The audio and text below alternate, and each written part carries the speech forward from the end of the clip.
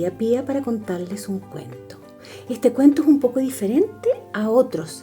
Se llama Mira cómo suena. Es un libro de sonido. Lo escribió María Dolores Pellicier y los dibujos los hizo Marie Nigol.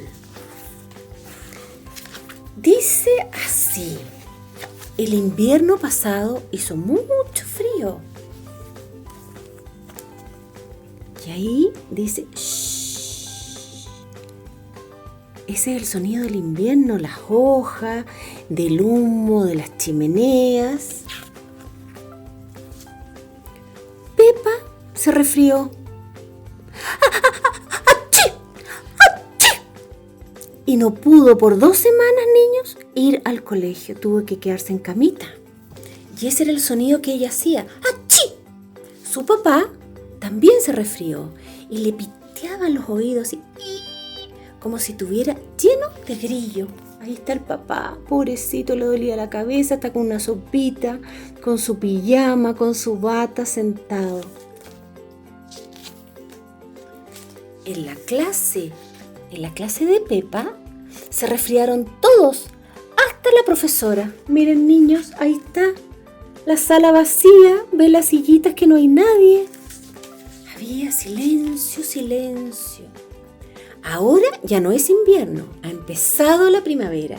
Ya han brotado las primeras flores. Las personas nos volvemos más risueñas.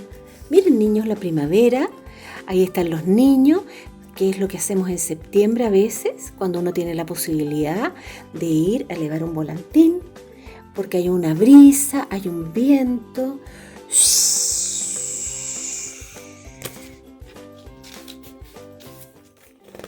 Pero el padre de Pepa todavía no se ha curado del todo. El aire frío se le metió tan adentro en los oídos que lo dejó casi sordo. ¿Cómo que no escucha?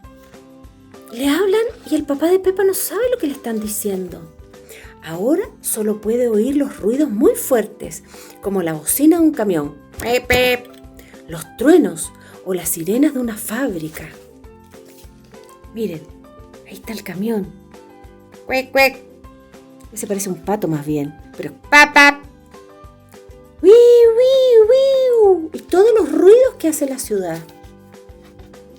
Esos ruidos fuertes son los únicos que él puede escuchar. Pero a él le gustaría volver a oír todos los sonidos que oía antes, incluso los más débiles. Por ejemplo, bzzz, así hace la abeja. Miau, miau, el gato. El sonido de un beso. ¡Mua! El aletear de una mariposa a veces uno siente, o de una polilla.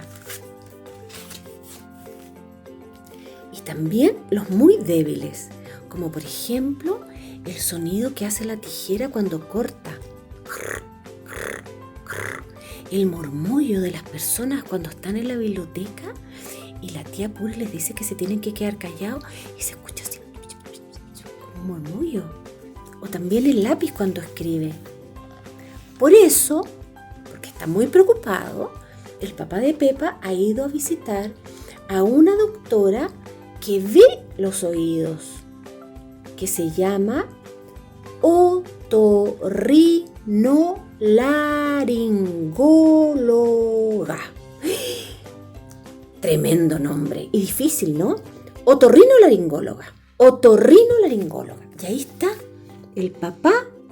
Ahí está la doctora con un instrumento que le mete en la orejita para ver qué es lo que no está funcionando bien con él, que no puede escuchar ni los grandes ruidos ni los ruidos más débiles. El padre de Pepa se curará pronto y volverá a escuchar todo, lo que ahora solo puede recordar.